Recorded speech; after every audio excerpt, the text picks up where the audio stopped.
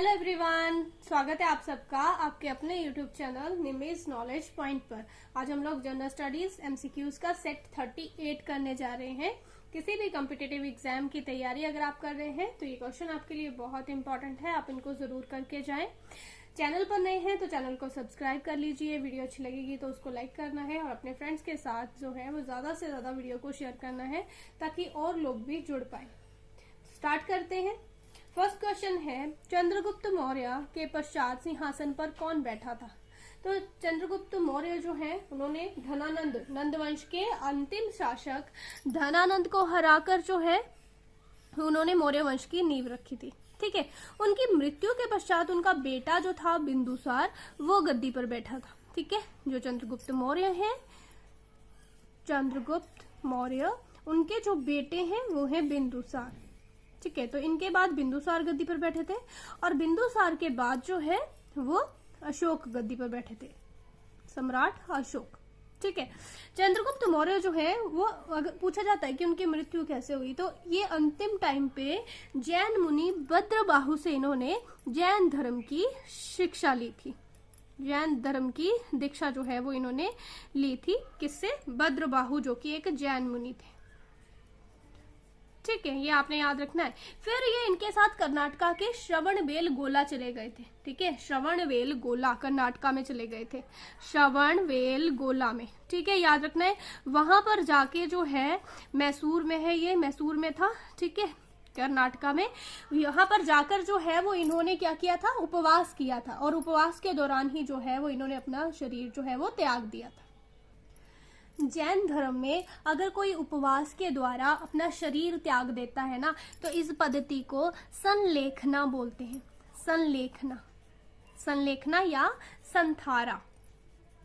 ठीक है, जिसमें उपवास किया जाता है और उपवास के द्वारा ही जो है वो अपना शरीर त्याग दिया जाता है। ठीक है, तो इस पद्धति को जो है वो संलेखना या संथारा बोलते हैं, अपने याद रखना है। इनकी मृत्यु के पश्चात बिंदुसार जो है वो राजा बने थे। ठीक है, बिंदुसार को बहुत सारे नामों से जाना जाता है, जैसे बिंदुसार को अमित्रकेटस बोला जाता था। यूनानी जो ग्रंथ थे ना उसमें इनको बिंदुसार जो थे, यूनानी लेखों में इनको बिंदुसार को अमित्रकेटस, ठीक है, या फिर इनको अमित्र घात भी बोला जाता था, जिसका मतलब क्या होता था? शत्रुओं का नाश करने वाला। जिसका मतलब क्या होता था? शत्रुओं का नाश करने वाला। ठीक है, बिंदुसार के टाइम पे तक्षशिला में 2 विद्रोह हुए थे, ये भी आपको याद रखना है। बिंदुसार के टाइम पे तक्षशिला में 2 विद्रोह हुए थे, जिनसे पहला इन्होंने भेजा था अशोक को। ठीक है, अशोक ने पहला विद्रोह दबाया, दूसरे में भेजा था सुसीम को। तो ये भी आपने याद रखना है। ठीक है, नेक्स्ट क्वेश्चन है, भारतीय सिविल सेवा इंडियन सिविल सर्विस में प्रवेश करने वाले पहले भारतीय कौन थे?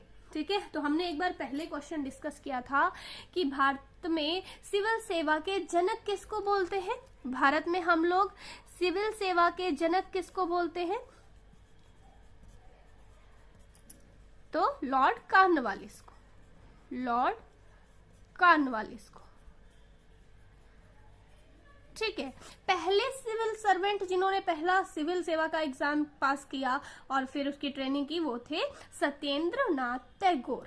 ठीक है, सत्येंद्र नाथ टैगोर 1863 में इन्होंने ये एग्जाम क्वालिफाई किया था, 1863 में। तो पहले सिविल सर्वेंट कौन थे? ये थे Satyendra Nath Tagore.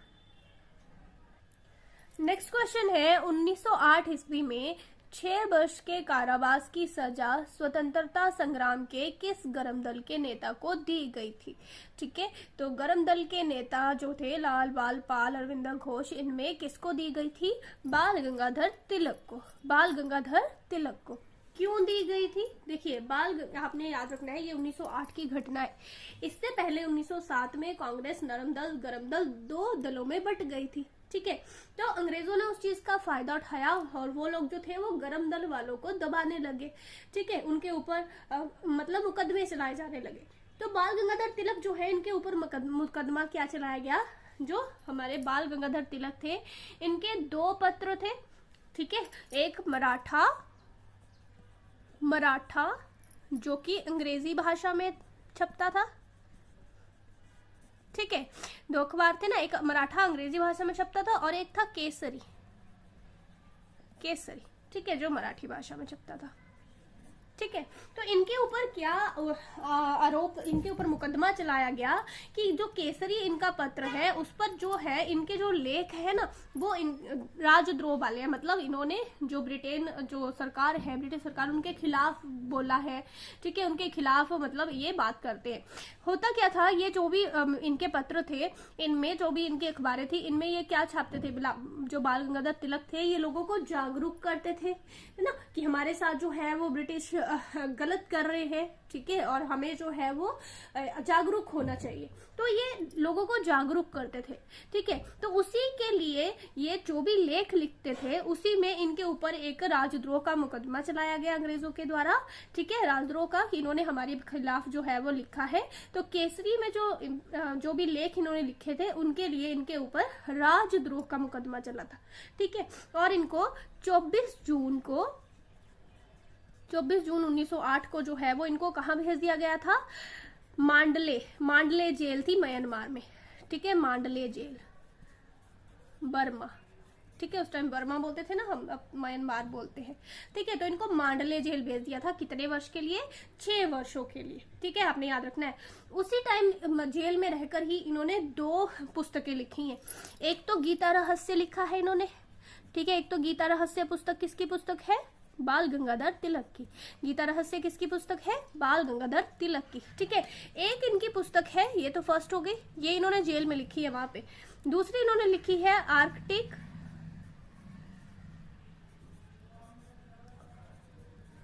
Home of the Vedas, Arctic home of the Vedas. ठीक है, तो ये आपने याद रखना है, ये 2 किताबें जो है ये इन्होंने जेल में लिखी हैं। ठीक है, जब इनको 6 साल की जेल हो गई थी, फिर जेल से छूटने के बाद जो है वो इन्होंने होम रूल लीग की स्थापना की। ठीक है, इन्होंने और एनी बेसेंट ने मिलकर, और आगे जो है वो इनका काम हमने देखा। ठीक है, तो ये याद रखना है। नेक्स्ट क्वेश्चन है, निम्न में से कौन सी गैस पृथ्वी पर पराबैंगनी विकिरण को रोकती। ठीक है, तो उनको धरती पर आने से रोकती है ओजोन। ठीक है, उनको धरती पर आने से रोकती है ओजोन। ओजोन को हम लिखते हैं O3।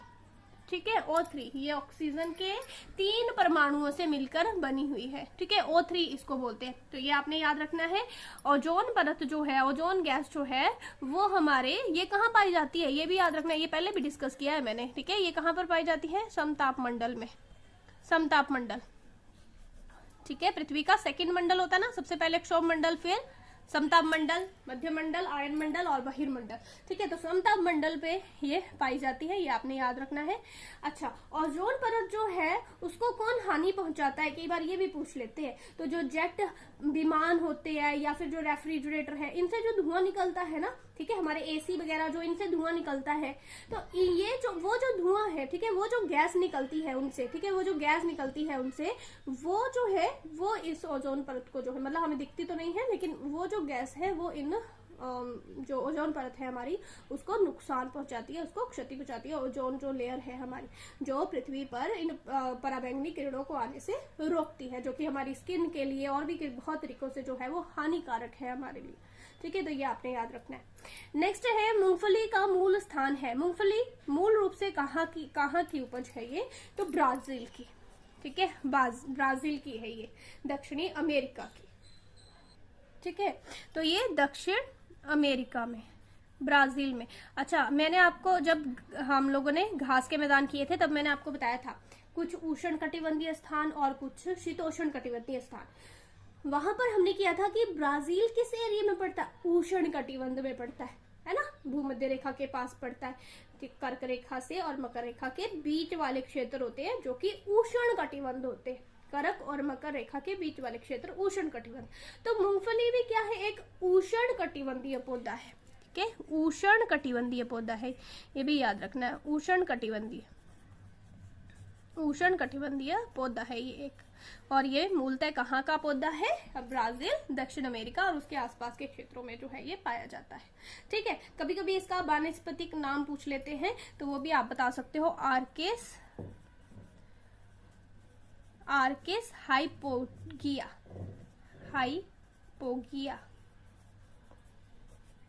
क्या इंग्लिश में लिखेंगे तो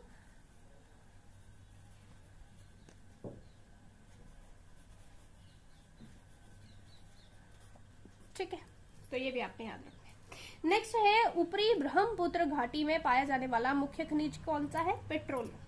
ठीक है, हमारी ऊपरी ब्रह्मपुत्र घाटी जो है वहां पे कौन सा खनिज पाया जाता है? पेट्रोलियम पाया जाता है, ये भी आपने याद रखना है। नेक्स्ट है गन पाउडर किसका मिश्रण है? सल्फर, नाइट्रेट, चारकोल या फिर टीएनटी, चारकोल, सल्फर और रेत, या इनमें से कोई नहीं। ठीक है, तो जो गन पाउडर होता है जो पटाखा फैक्ट्री में भी यूज होता है ना, बहुत तरीकों से इसका इस्तेमाल किया जाता है, तो ये सल्फर, नाइट्रेट और चारकोल का बना होता है। सल्फर, नाइट्रेट और चारकोल। इसको ब्लैक पाउडर भी बोलते हैं, ब्लैक पाउडर। ठीक है, इसको ब्लैक पाउडर भी बोलते हैं। जैसे कि तोपों में इस्तेमाल होता है, फिर विस्फोट करने होते हैं, जैसे खाने होती है ना, खादान होते हैं जो, वहां पे विस्फोट करने के लिए, और पटाखा जो इंडस्ट्री है, उद्योग है, वो इसका इस्तेमाल करता है। ठीक है, तो ब्लैक पाउडर भी बोलते हैं गन पाउडर को। तो ये सल्फर, चारकोल और नाइट्रेट, नाइट्रेट में पूछेंगे तो पोटेशियम नाइट्रेट बता सकते हो आप। ठीक है, इसका मिश्रण होता है ये। नेक्स्ट क्वेश्चन है पंचायतों की वित्तीय स्थिति का पुनर्विलोकन करने के लिए निम्न में से कौन राज्य वित्त आयोग का गठन करता है? ठीक है, स्टेट फाइनेंस कमीशन की बात की गई है। ठीक है, तो ये जो है ये कौन करता है? संबंधित राज्य का मुख्यमंत्री, संबंधित राज्य का राज्यपाल, संबंधित राज्य का वित्त मंत्री और इनमें से कोई नहीं।